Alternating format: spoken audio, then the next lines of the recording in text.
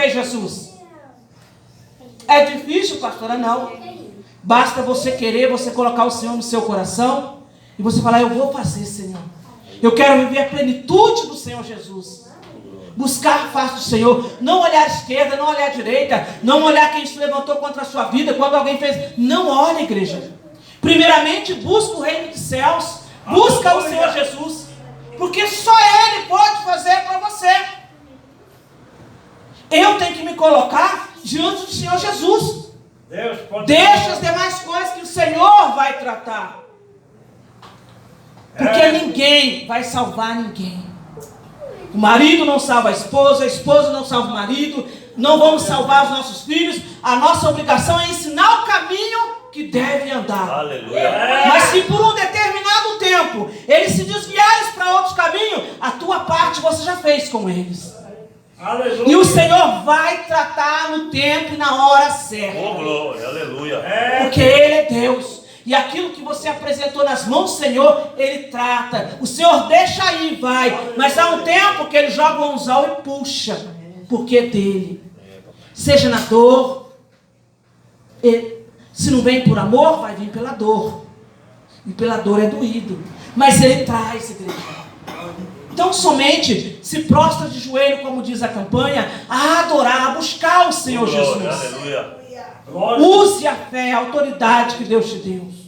Que Deus deu a você.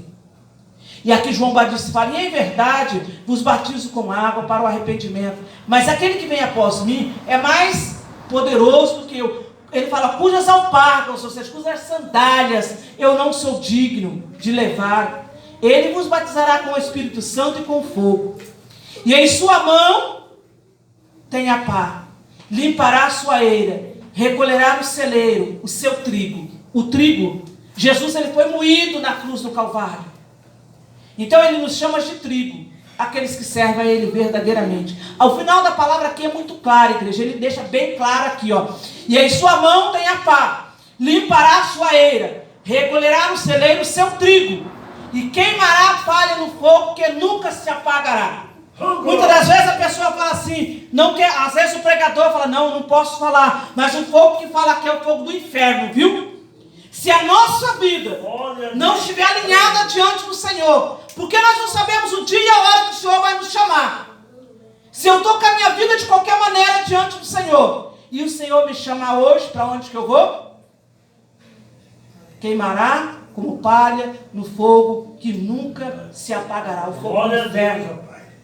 Da mesma maneira que há um céu acima da nossa cabeça, há um inferno embaixo dos nossos pés. Então nós temos a escolha, o Senhor nos dá a escolha de servir a Cristo e ir morar com Ele na glória. Ou de ficar de qualquer maneira e descer para o inferno.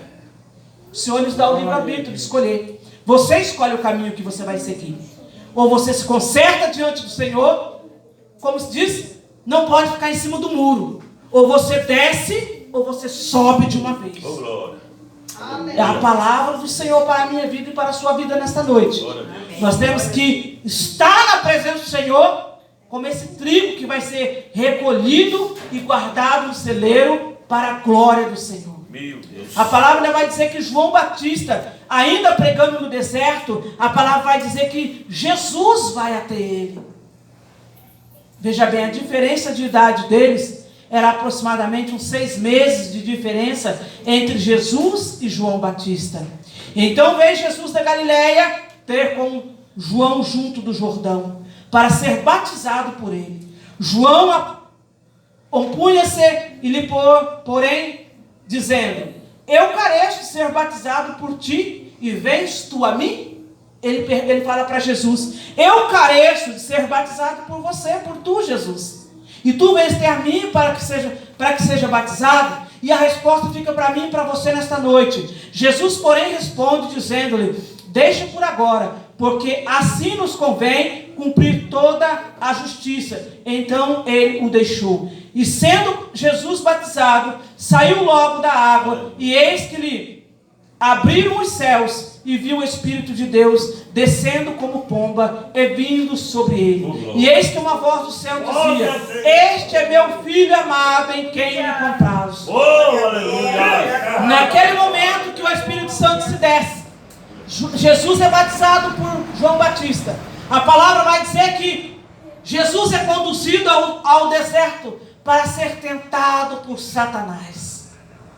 João Batista, eu creio que continuou naquela luta dele ali, batizando o povo, pregando a palavra de arrependimento, porque João Batista foi o primeiro a pregar o arrependimento, depois que veio Jesus pregando o arrependimento, depois assim por seguir. Mas Jesus ficou 40 dias e 40 noites no deserto, sendo tentado por Satanás.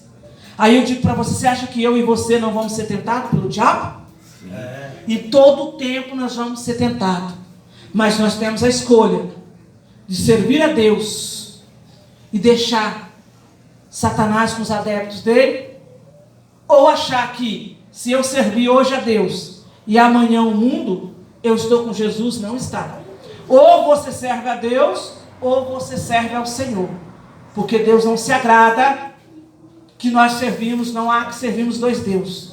Temos que servir somente o Senhor Jesus. E a palavra vai dizer que ali Jesus foi tentado naquele deserto 40 dias e 40 noites. Mas em todas as aflições, toda a luta, toda a prova, Jesus venceu todas elas.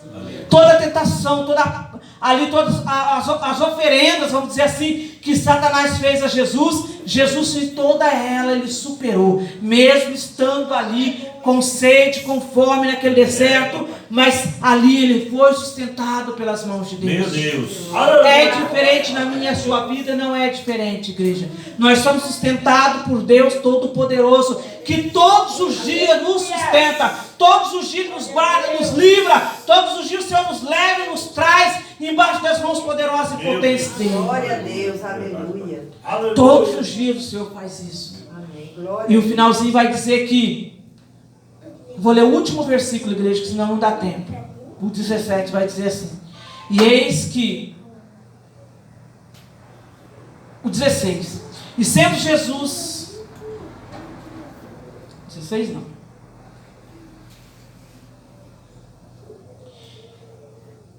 é o 10. E então disse-lhe Jesus: vai-te, Satanás, porque está escrito: ao Senhor teu Deus adorarás, e só Ele servirás. E então o diabo o deixou, e chegaram os anjos e serviram. Então quando você rejeita o mundo, rejeita tudo aquilo que não agrada o nosso Deus, os anjos do Senhor estão nos servindo. Ele está ao nosso serviço. Há anjos que nos servem todo o tempo.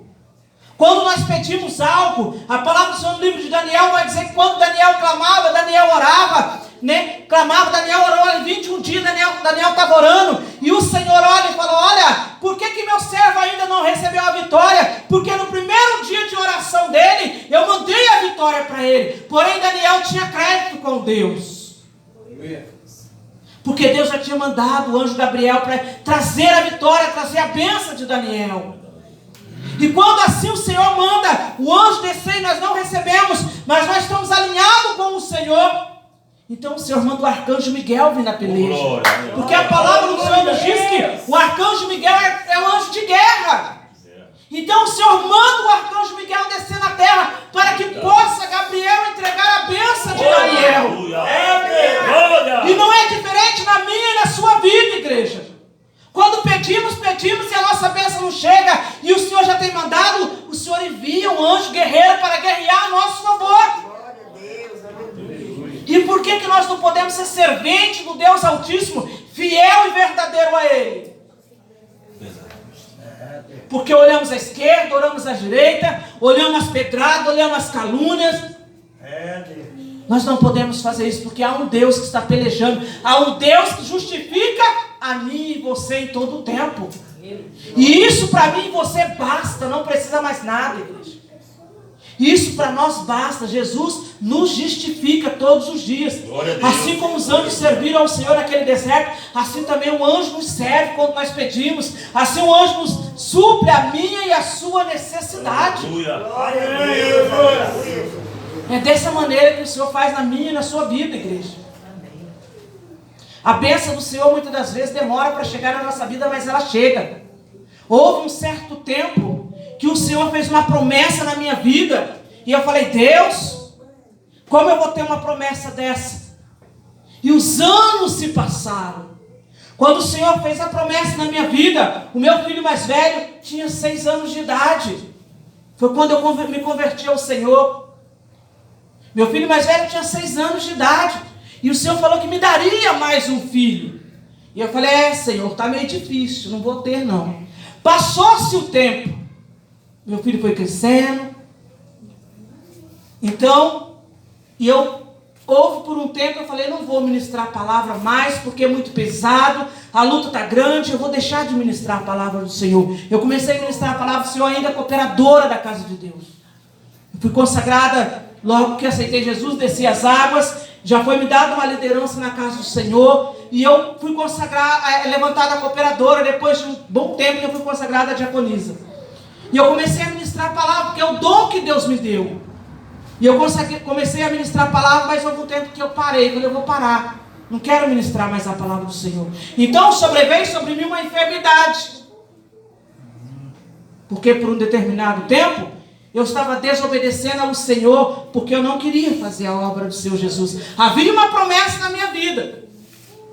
E quando eu fui ao médico, o médico me disse assim, olha, vamos fazer um tratamento de 1 ano aí para a gente ver como é que fica, porque eu estava com o útero e com o ovário tomados de tumores. Então foi feito muitos exames, e aqueles tumores só aumentavam, eles não diminuíam, e dava como tumores desconhecidos. E o tempo se passou. E houve um tempo que eu falei assim, verdadeiramente eu vou voltar a adorar o Senhor. E voltei a adorar o Senhor, voltei a pregar a palavra do Senhor. Conheci meu esposo, veja bem, igreja, no decorrer de 11 meses, nós preparamos, compramos as nossas coisas e preparamos o nosso casamento. Em 11 meses. E nos casamos. E eu continuei fazendo a obra. Eu estava numa igreja onde eu não tinha oportunidade. E um dia eu disse ao meu esposo, se tu quiser ficar aí, tu vai ficar. Mas eu vou sair, é hoje que eu vou pedir a bênção para o meu pastor. Amo aqueles pastores. Mas eu falei, eu quero fazer a obra do Senhor, porque eu tenho um chamado na pregação. E eu preciso pregar. Porque toda vez meu esposo não sabia. Toda vez que eu ia no médico, o médico me dizia, olha, eu vou te dar encaminhamento, você vai fazer a retirada do útero, você vai tirar tudo. Você já tem um filho, não precisa de mais filhos. Então eu comecei a subir, eu caí, comecei a orar ao Senhor. E um certo dia naquele lugar eu clamando ao Senhor, lá orando ao Senhor, eu falei, Senhor, eu não quero passar pelas mãos dos homens. E o Senhor me disse, vou eu cumprir a promessa na tua vida. Eu falei, Senhor, e continuei fazendo a obra do Senhor. Eu pregava ciclo de oração, tarde da bênção, nas campanhas, nós íamos pregar. Eu ia pregar a palavra, né? Quando meu esposo não podia ir, eu ia com meus amigos, a gente fazendo a obra do Senhor Jesus. Quando foi em 2014, eu recebi uma notícia que eu ia ser mandado embora do meu trabalho. Eu falei, amém. É a vontade do Senhor, amém. Eu fui mandado embora em 2015. Eu fui mandado embora e eu falei, agora eu vou fazer os exames, vou fazer a cirurgia, tomei coragem, vou fazer a cirurgia porque eu vou ficar em casa, vou descansar, vou repousar e não vou ter mais problemas. Quando foi no início de janeiro, o pessoal me chamou e falou que eu ia ser mandado embora. Quando foi no mês, aí comecei a fazer todo o procedimento para fazer essa cirurgia. Quando foi em maio, no finalzinho de maio, eu fui mandado embora do emprego. Quando foi em junho, eu falei, agora eu vou fazer os últimos exames que eu ia fazer. E isso, os anos já tinham se passado, 19 anos, igreja. Foram 19 anos. Né? Quando eu cheguei ali para fazer o último exame, era na época ali no satélite ali. Eu fui lá fazer os exames. E o médico já me conhecia, porque eu já fazia exames com ele. E ele me disse o seguinte, ele falou assim, olha, não vou fazer seu exame hoje. Ele começou o exame e parou, não posso fazer seu exame, vou chamar uma enfermeira e ela vai conversar com você, porque o seu histórico, você tem um útero tomado de tumores. E ainda assim você tem um mioma. Mas eu vejo que tem algo diferente. E eu não vou te falar. E ele saiu da sala. Eu falei, pronto. Agora eu vou morrer de verdade. Pensei assim. E a enfermeira veio. E quando ela veio, ela vira o computador para o meu lado. Falou, mãe, a notícia, eu sei que a notícia do seu diagnóstico que não é boa. Mas eu tenho algo para te falar e vou te encaminhar um postinho. Tá vendo aqui essa claridade? Eu falei, sim. Ela falou, isso aqui é um coraçãozinho que está batendo. Você está grávida. Eu falei, mas como assim que eu estou grávida, sendo que eu estou doente? E aí eu fui, igreja, pensa que o postinho colonial me aceitou, eu morava no colonial, o postinho colonial não me aceitou. Me mandou para o Projeto Casulo. O Projeto Casulo não me aceitou. Mandou pelo AME. O AME também não me aceitou. Mandou para a Vila. Porque ela era estagiária na época que eu fiz pré-natal em 2015. Era estagiário. Mas eles tomaram a minha causa ali porque eles queriam saber o que era o problema, qual eram os tumores que eu tinha. Então começou o processo toda semana. Eu ia, marcava o exame cedo, porque meu esposo ia trabalhar, então ele me levava e a pressão bombou, chegou a 18/12, bora lá, pressão alta, tive diabetes também gestacional, e começou a aparecer um monte de problemas. Mas mesmo assim eu não desisti da palavra do Senhor. Eu continuei pregando, continuei orando, continuei subindo ao monte, fazendo a obra do Senhor Jesus. E eu fiz todos os exames, toda semana eu ia lá fazer exames, mas eles não encontravam nada se referia àqueles tumores que estavam lá. E a preocupação deles era, a criança vai nascer especial, porque o tanto de tumores que você tem, ou nem vai nascer. Mas Deus levantou um presbítero, que ninguém dava nada, uma pessoa que ninguém dava nada a ele. E ele foi me visitar na minha casa, junto com o meu pastor. E quando ele entrou pela porta, todo mundo saiu. E quando todo mundo saiu, ele voltou para trás. E ele falou, na época eu era missionária já, ele disse assim, missionária, descansa teu coração, porque a criança é profeta, a criança é perfeita, assim te diz o Senhor. E eu guardei aquilo para mim. Falei, eu creio, eu tomo posse. Deus levantou uma outra missionária na Assembleia e me disse assim, irmã, Deus manda dizer que a criança vai nascer um dia antes da data marcada do médico. Eu falei, amém. Já estava marcado. Eles tinham marcado a data, porque ia fazer cesárea, por causa do mioma, por causa dos tumores. Passou-se o tempo, completei as 39 semanas exatas. Fui para o hospital no dia 2, me internaram, porque teria que fazer cesariana, só que estava marcado para o dia 4. Quando foi no dia 3, às 8 horas da manhã, nasce o Misael, que está aí, o levita do Senhor. Está aí, ó, perfeito para a glória de Deus. A promessa durou 20 anos, mas ela chegou, igreja. Porque quando meu filho fez 20 anos, no dia 1º de fevereiro, nasceu o Misael, que está aí para a glória de Deus. A igreja pode contemplar ele tocando. É uma criança de 6 anos de idade, mas toca, acompanha o pai, louva também. Então a promessa, quando o Senhor fala que vai dar, Deus, quando o anjo desce e fala com Zacarias que daria um profeta a ele, Deus, João Batista, assim é na minha e na sua vida também. Aleluia. Quando nos colocamos a prostrar o Senhor conforme Ele quer. Glória a Deus. Ela pode demorar o tempo que for.